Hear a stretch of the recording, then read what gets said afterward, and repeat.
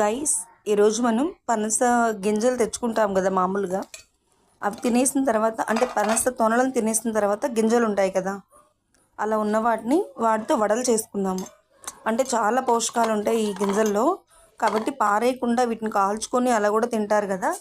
అయితే మనం ఇవాళ వడలు చేసుకుందాము.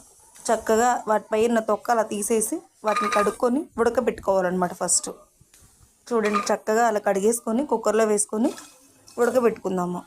కాసినన్ని వాటర్ పోసి ఒక 4 to 5 విజిల్స్ అండి. ఒక 4 to 5 విజిల్స్ వస్తే చక్కగా నీట్గా ఉడికిపోతాయి అన్నమాట.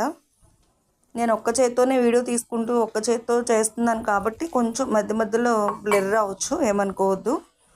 వాటిని అలా కుక్కర్ మీద పెట్టేసి పచ్చిశనగపప్పు అండి, ఒక గుప్పెడు పచ్చిశనగపప్పు, లేదు 2 గుప్పెళ్ళు, కొంచెం చక్కగా తినాలి అనుకుంటే, అంటే కొంచెం ఎక్కువ క్రిప్సీగా తినాలనుకుంటే